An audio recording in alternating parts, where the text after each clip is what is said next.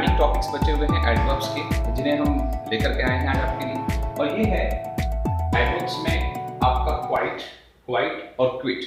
अगर माइन्यूटली अगर हम ऑब्जर्व करते हैं तो हम यहाँ देखते हैं कि क्वाइट की स्पेलिंग में ITE है, यहाँ क्वाइट की स्पेलिंग में IET है और यहाँ पर है आपका क्विट। देखा जाए तो यही सिर्फ आपका एक एडवर्ब है।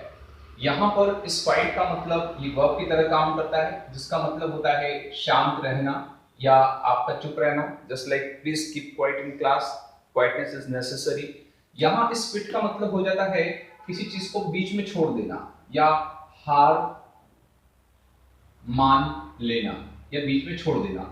बहुत सारे मोबाइल गेम्स में आपने देखा है, जब हमें इस मोबाइल गेम से बाहर आना होता है तो हम क्विट ऑप्शन पर जाते हैं।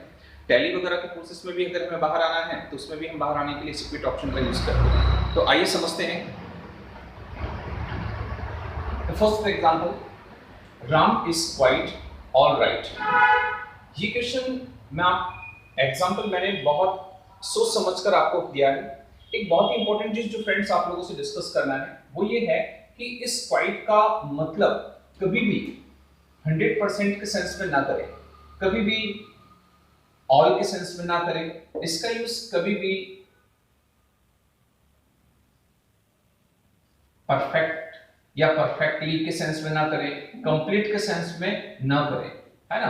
तो याद रखिएगा, जब कभी भी आपके सेंटेंस में क्वाइट आता है तो उसके साथ हम 100%, ऑल, इस तरीके से परफेक्ट या कंप्लीट इसका इस्तेमाल कभी नहीं कर सकते। Ram is quite all right, यहां पर ये सेंटेंस गलत है। गलत इसलिए है कि क्वाइट के साथ मैंने इसका यूज किया। क्वाइट का मतलब होता है काफी हद तक और ऑल का मतलब होता है पूरी तरह से। तो मैं काफी हद तक पूरी तरह से सही हूं कहना बिल्कुल गलत है। ये कहेंगे हम कि मैं काफी हद तक सही हूं या मैं फिर पूरी तरह से सही हूं। तो इस सेंटेंस को हम दो तरीके से कर सकते हैं, राम इज क्वाइट राइट या फिर इसे हम लिख सकते हैं राम इज ऑल राइट। तो याद रखिएगा, क्वाइट के साथ ऑल, परफेक्ट, कंप्लीट, 100% ऐसे एलिमेंट नहीं आने चाहिए। Your task is quite 100% remain now. तुम्हारा जो टास्क है, तुम्हारा जो काम है, काफी हद तक 100% पूर्णतः बचा हुआ है। यहां भी क्वाइट के साथ मैंने 100% का यूज किया। बेहतर होता अगर मैं इसे ऐसा बोलता, your task is quite remain now, या फिर इसे मैं इस तरीके से बोलता, your task is 100% remain now, तो वो सही होता। यहां भी आप इस 100% को हटा सकते हैं। नेक्स्ट देखिएगा, इस क्वाइट की स्पेलिंग QUIET। कॉम्पिटिटिव एग्जामिनेशन में जनरली स्पेलिंग्स को लेकर के भी इन दोनों को यूज किया जा सकता है। कभी-कभी दोनों ऑप्शन दे दिए जाते हैं। तो please keep quiet in class, कृपया क्लास में शांति बनाए रखें, शांत वातावरण रखें। तो इस क्वाइट की स्पेलिंग को ध्यान से देखिएगा, QUIET है, न कि QUITE है। यहां देखिएगा, quietness is necessary for meditation.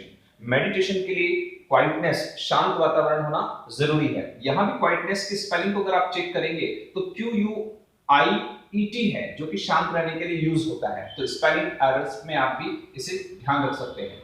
Third है आपका क्विट, मतलब होता है हार मान लेना, बीच में छोड़ देना किसी चीज को। एग्जांपल था, I want to quit this game. मैं इस गेम को छोड़ना चाहता हूं, मैं इस गेम को बीच में छोड़ना चाहता हूं, अधूरा छोड़ना चाहता हूं। We should not quit in adverse condition. हमें बुरे हालातों में भी कभी भी उसको बीच में हार नहीं माननी चाहिए। आइए कुछ एग्जांपल्स मैंने प्रैक्टिस के लिए दिए हैं। इस सेंटेंस में गर्ल्स आर क्वाइट और क्वाइट नॉटी। गर्ल्स जो हैं काफी हद तक नॉटी हैं, शरारती हैं। इसके लिए काफी हद तक के लिए हम अच्छे से जानते हैं QUIET। ये तो होता है शांत वातावरण के लिए। तो यहां पर कौन सा ऑप्शन होगा? QUIT। सेकंड देखिएगा, my classroom is very quite और क्वाइट। मेरा क्लासरूम काफी हद तक क्वाइट है। ऑब्वियसली ये क्वाइट जमेगा नहीं। यहाँ पर मेरा क्लासरूम का वातावरण काफी हद तक शांत है, तो उस शांत वातावरण के लिए जनरली हम QUIET इस ऑप्शन पर जाएंगे। थर्ड नंबर देखिएगा, यू मस्ट क्वाइट और क्विट और क्वाइट बैड कंपनी।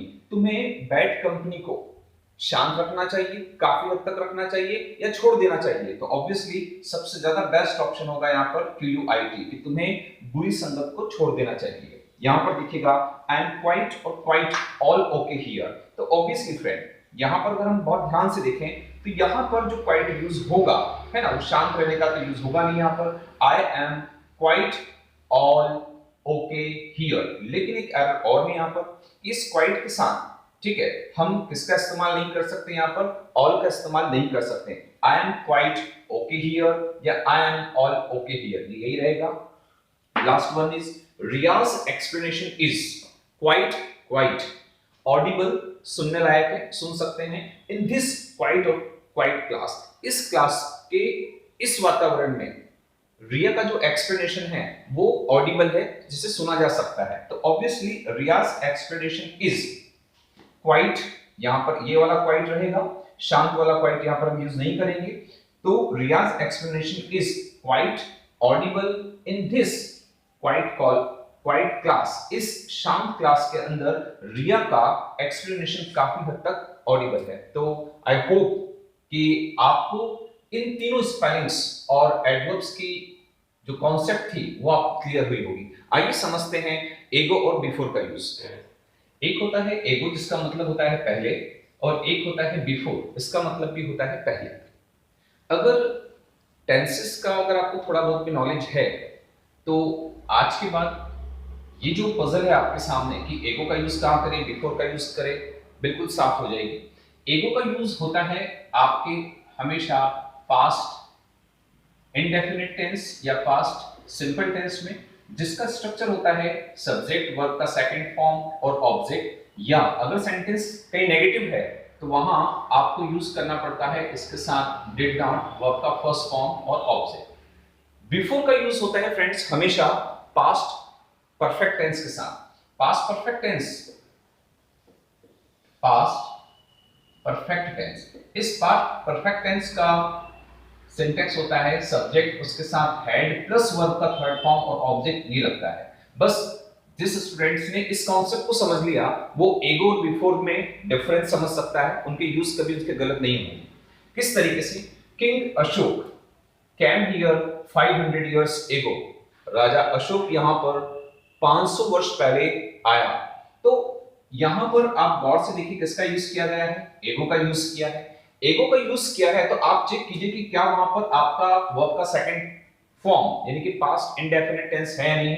तो यहां पर कम का क्या यूज किया गया है, कैम यूज किया है जो कि वर्ब का सेकंड फॉर्म है। तो यहां पर सेंटेंस सही है, एगो का यूज यहां पर सही है। आइए सेकंड सेंटेंस को समझते हैं। She had finished dinner 2 hours before, यहां गौर से देखिए है ना, यहां आपका एडवर्ब क्या आया है, बिफोर। और जैसा मैंने बताया कि बिफोर के लिए हमें यूज करना पड़ता है पास्ट परफेक्ट टेंस, और पास्ट परफेक्ट टेंस में हेड प्लस वर्ब का थर्ड फॉर्म, तो हेड भी है यहां पर और फिनिश्ड जो कि वर्ब का थर्ड फॉर्म भी।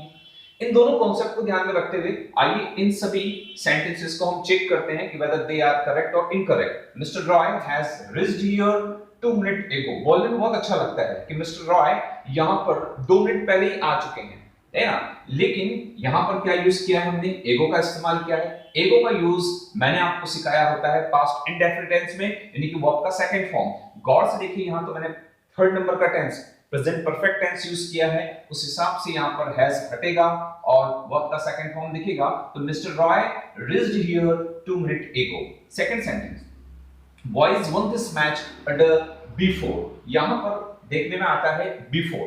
बिफोर के लिए कभी भी पास्ट इंडेफिनिट टेंस विन वन वन वर्ब का सेकंड फॉर्म यूज किया है जो कि गलत है, ठीक है। यहां पर बिफोर अगर यूज है तो वहां पर पास्ट परफेक्ट टेंस का यूज होगा। तो बॉयज है ना, इस वन को हटाकर यहां यूज करना पड़ेगा boys had won this match a day before। आइए थर्ड सेंटेंस समझते हैं। I have not seen him a week ago, मैंने उसे 1 महीने पहले नहीं देखा है। गौर से देखिए एगो आया है, एगो के लिए हमेशा हम पास्ट इंडेफिनिट टेंस यूज करते हैं, तो प्रेजेंट परफेक्ट टेंस का इस्तेमाल यहां गलत होगा। यहां पर हैव नॉट की जगह पर आपको यूज करना पड़ेगा did not. And very very important thing कि डू डज डिड के साथ वर्ब का हमेशा फर्स्ट फॉर्म आता है, तो सी नहीं आएगा। यहां पर क्या यूज करेंगे आप, सी का इस्तेमाल करेंगे। And the last one, students left the class before teacher reached there, very very important case है ना। कई कॉम्पिटिटिव एग्जामिनेशंस में इस तरीके के सेंटेंसेस आते हैं जब दोनों ही सेंटेंस पास्ट टेंस को इंडिकेट करते हो। तो जो काम पास्ट टेंस में पहले होता है, यहां पर students left the class before teacher and reached there, कि टीचर के कक्षा में पहुंचने से पहले तमाम स्टूडेंट्स भाग चुके थे। तो जो काम पहले हुआ है उसे हमेशा पास्ट परफेक्ट टेंस में बनाया जाता है। तो याद रखिएगा, बिफोर के बाद यदि आपको वर्ब का सेकंड फॉर्म देखने को मिला तो तय है फ्रेंड्स कि इसके पहले वाले क्लॉज में आपको हेड प्लस वर्ब का third form past perfect tense दिखेगा। और इसी कड़ी में स्टूडेंट्स लेफ्ट की जगह पर यहां मुझे यूज करना पड़ेगा students had left the class before teacher reached there. तो फ्रेंड्स, आई होप कि आपकी कॉन्सेप्ट क्लियर हुई होगी इन एडवर्ब्स को लेकर के। कुछ एक एडवर्ब्स और हैं जिन्हें मैं अगली कड़ी में आप तक दूंगा। तब तक ध्यान से इस टॉपिक की आप स्टडी कीजिए, डिफरेंट बुक से आप कंसल्ट कीजिए। If you find any problem, इनके संदर्भ में कहीं दिक्कत आती है तो आप बिल्कुल मुझे कमेंट्स कर सकते हैं, मैं बिल्कुल उनको सॉल्यूशन दूंगा। और हमेशा की तरह हमें सब्सक्राइब करने के लिए, लंबे समय तक देखने के लिए बहुत बहुत धन्यवाद।